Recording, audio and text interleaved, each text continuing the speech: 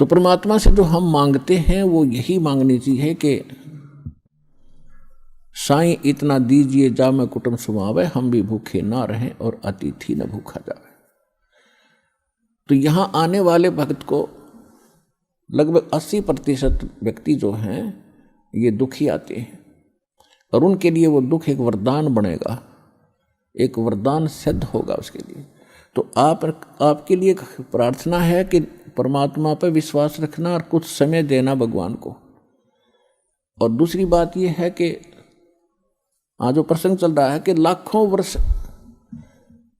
सतयुग में आपने लाख वर्ष का जीवन भी प्राप्त हुआ, और वो भी थोड़ा लग गया, मरने लगे जब न सोची और भी भगवान थोड़ा सा समय दे दे। त्रेता में हजारों वर्ष का रहा, द्वापर में भी 800-900 वर्ष तक जीवन रहा है जीव का, और कलयुग में अब 60-70-80 वर्ष हम मुश्किल से जी पाते हैं, 90 वर्ष हद कोई पकड़े मुश्किल से।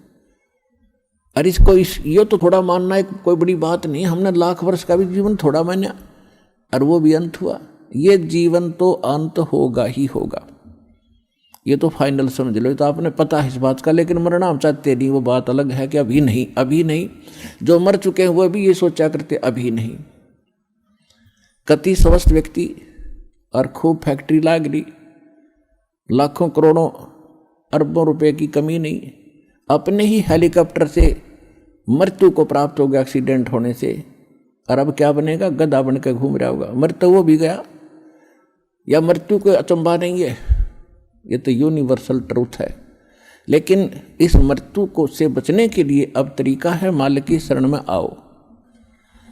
कबीर ये तन जाएगा, सके तो ठहर ला,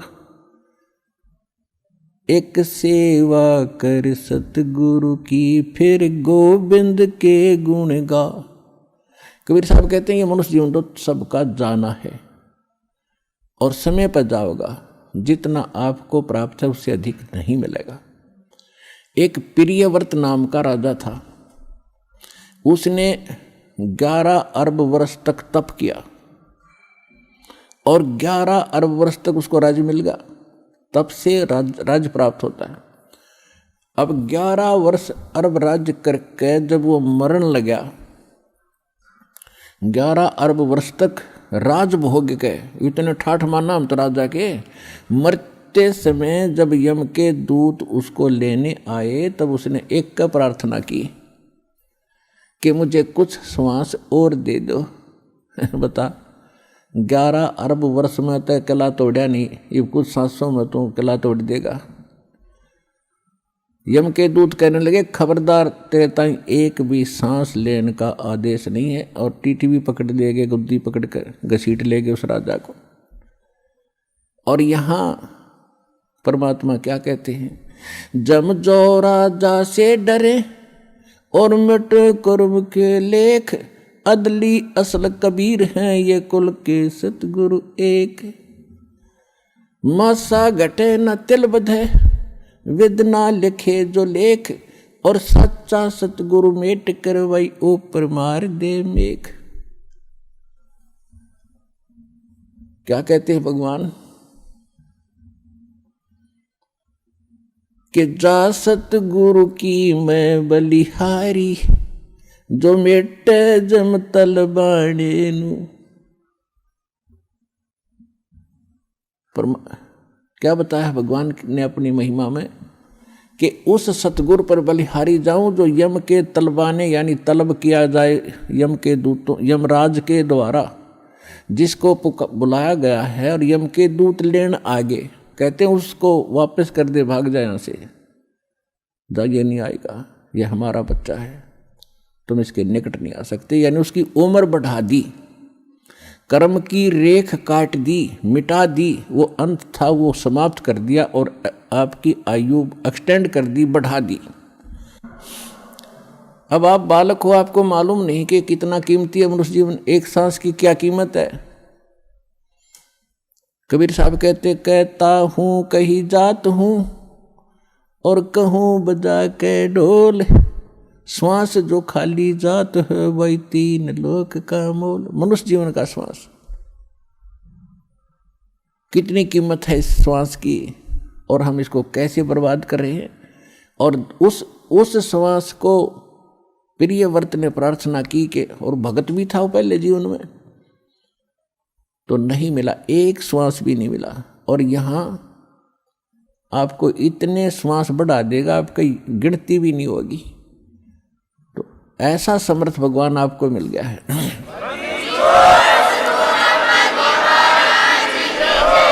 तो कहने का भाव ये है कि जो सतयुग में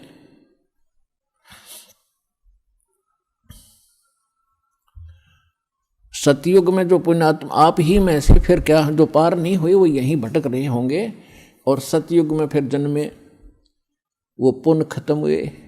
जितने पुण्य खत्म हो जाएंगे उसी प्रकार वातावरण बदलता जाएगा संसार का। सतयुग में क्या था, इतना मजबूत शरीर होता था, पृथ्वी के ऊपर फल लदपद रहते थे, और बाग बगीचे बहुत गुणे, बनों के बन, केलों के बन, आमों के बन, यानी अंगूरों के बन ऐसे होते थे। और ये जो अन्न है, गेहूँ बाजरा ज्वार, जैसे सामक आपने देखा अपने आप उग जाता है, अपने आप परिपक्व हो जाता है, ऐसे खड़े रहा करते।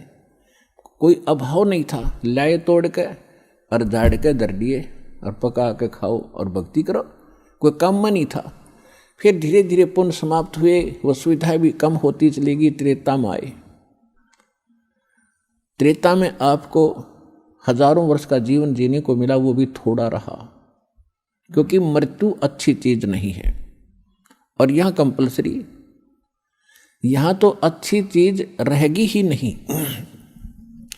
और हम यही डिमांड करते हैं कि हमें अच्छी चीज मिले और कभी समाप्त ना हो।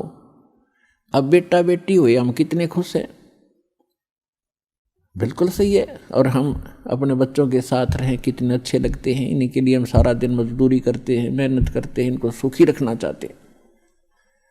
और ये मृत्यु हो जाती है 1 मिनट में, बच्चे ही मर जाते हैं, बाप माता पिता दोनों मर जाते हैं इकट्ठे ही, पूरा परिवार नाश हो जाता है। तो व्हाट इज दिस?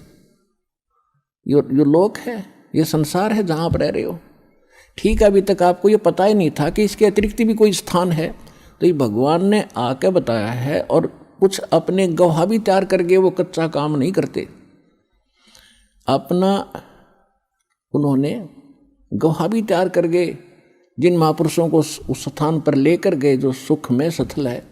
गीता अध्याय नंबर 18 के श्लोक नंबर 62 में कहा कि अर्जुन, तू सर्वभाव से उस परमेश्वर की शरण में जा, उसकी कृपा से तू परम शांति को और सनातन परम धाम को प्राप्त होगा। परम शांति वहां होगी जहां मृत्यु नहीं है, और जहां मृत्यु वहां शांति किसी। अब चाहे प्रधानमंत्री बन रहा है बाप, और बेटे का तकलीफ हो जा या एक्सीडेंट हो जा, जब वो सुनता है ना एक्सीडेंट हो गया, कलेजा न्यू करे उसका, और क्या हुआ, जब न्यू कह लेना बच गया, जब शांति हो है। तो यहाँ कोई जीवन है या शांति है? हम सोचें राजा सुखी, पूरी पृथ्वी का राजा भी महादुखी है इस लोक के अंदर। तो सुख कहाँ है वो बता दिया भगवान ने कि सतलोक में है, जहाँ आप पहले रहा करते थे। उस सुख को आप यहाँ खोज रहे हो।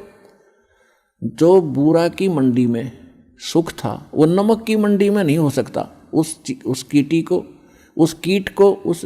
को जो खांड की बोरी से उठकर और किसी ने उठाकर नमक की बोरी मंडी में डाल दिया, तो वहाँ सारा एक वही है, लेकिन कलर एक जैसा है। तो ये काल जो है ये भगवान जरूर कहलावा है, लेकिन ये भगवान नहीं है, ये सुखदाई नहीं है। तो उस सतलोक की और यहाँ की एक जैसी रचना है। ऐसे मनुष्य वहाँ है, ऐसी सृष्टि जो की तू है। आप पहले वहाँ रहा करते थे, चींटी से लेकर हाथी तक जितने भी असंख्य प्राणी हैं यहाँ पर, वो इतना बड़ा लोक है। और आप एक परिवार की वहाँ इतनी स्थान है, ऐसे हरे भरे बाग, ऐसे सदाबहार बाग आपके आंगन में लगे रहते हैं। बड़े बड़े महल हैं तेज पुंज के बने हुए, जैसे यहाँ मिट्टी है 5 तत्वों से बना सारा कुछ, पेड़ भी पौधे, वहाँ 1 तत्व से बने, नूर तत्व से। और उसको छोड़कर आप यहाँ आ गए, आप यहाँ खोज रहे हो सुख के, काम करूँ नहीं और सुख गणाओ, बैठे बैठे सारा कुछ मिल है, ये तो वहाँ मिल जाएगा। तो इसकी नकल काल न करा कि स्वर्ग और महास्वर्ग अब वहां आपको बैठों को जरूर मिलेगा स्वर्ग महास्वर्ग में, लेकिन पूंजी आपकी खत्म हो रही है। और वहां पूंजी बिल्कुल खत्म नहीं होती, क्योंकि आप अपने बाप के घर पर होगे।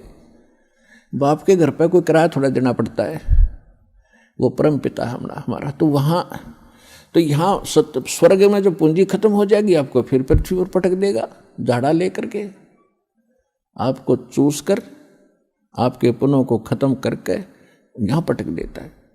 और वहाँ कभी पुण्य खत्म होते ही नहीं। जो प्राणी वहाँ जाएगा वो पुण्यों से इतना परिपूर्ण पुण्य हो जाएगा इस भक्ति सत भक्ति से, और फिर अपने भगवान के पिता के घर चले जाएंगे। फिर वहाँ समस्याएं समाप्त हो जाती है। तो ये कहने का भाव ये है कि इस लोक की तुम इच्छा कम करो, यहाँ की सुविधाओं से भी मुंह मोड़ो थोड़ा सा। जितना ज्ञान आपको होता जाएगा उतना ही आप यहाँ से उल्टे हटोगे, तभी उस परमात्मा के निकट पहुँचोगे। यदि आप यहीं की कार कोठियों की डिमांड करते रहे भगवान के आगे, तो आपका मूल काम फिर रह जाएगा। परमात्मा आपको वो वस्तुएं अवश्य देगा जो कलयुग में ज़रूरी है। कलयुग में क्या ज़रूरी है? व्हीकल, जैसे मोटरसाइकिल है, कार है, या अन्य कोई सुविधाजनक कोई वैसे गाड़ी ठीक चलनी हो। बस में भी आदमी आसानी से जा सकता है, ट्रेन से भी जा सकता है, आना जाना उसमें कौन सा गाड़ी में बैठे बात से कि कौन सा देवता बन जाए, रेल में बैठ ना, इसमें कार में बैठ गया है तो आदमी है। तो जो भक्ति नहीं करता वो चाहे हेलीकॉप्टर ले रहा हो, वो तो पत्थर है और भगवान के लिए यूजलेस है। इसलिए परमात्मा कहते हैं, राम रटत निर्धन भलो, टूटी घर की छान, वो कंचन महल किस काम के, जहां भक्ति नहीं भगवान।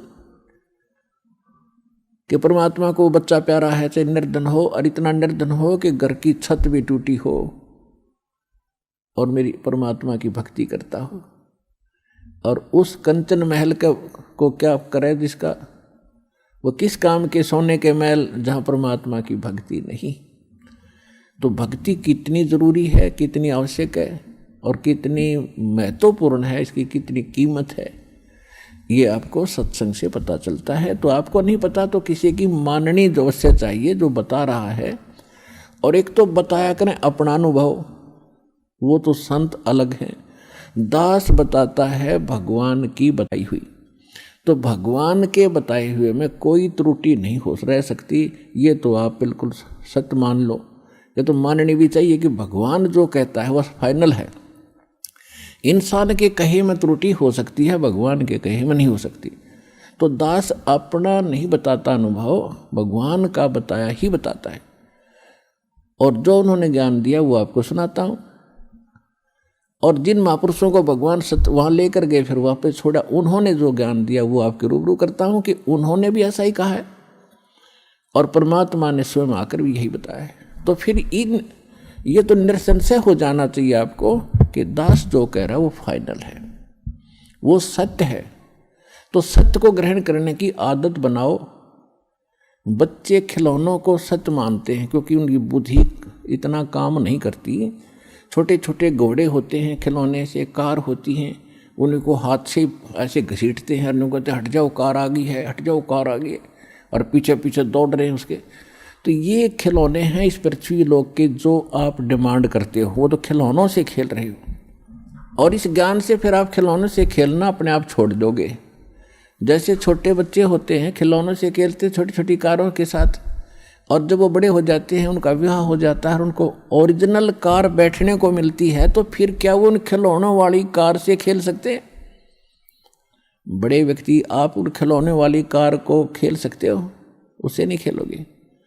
इसी प्रकार जब आपके विचार इस ज्ञान से मैच्योर हो जाएंगे, यहाँ से उठेंगे ऊपर को, तो जब आपको ऊपर के सुख का ज्ञान होगा, फिर आपकी इन यहाँ के खिलौनों में रुचि नहीं रहेगी। तो उस दिन आपकी भक्ति प्रारंभ होगी, और एक दिन ये ज्ञान आपको होगा, भगवान ने आपको शरण में लिया है तो आपकी ऐसी स्थिति बनावेगा। पहले तो आपको जिन वस्तुओं की आवश्यकता वो जरूर देगा। अब आप यहाँ आते हो तो कोई तो रोग से दुखी है, कोई कर्जे से दुखी है, कोई अन्य कोई पुत्री के साथ कोई गलत घटना घट रही है भाई, कोई किसी केस से पीड़ित है, कोई किसी कारण से, और जो भी ज्ञान और भक्ति दी जाती है आपकी वहीं नष्ट हो जाती है, क्योंकि आप भक्ति करते हो, फिर 36 आपके ऊपर आपदाएं हैं, उनसे पर अर्जी लगाते हुए भगवान ने हो जाती, वो आपकी साथ साथ खत्म होती है।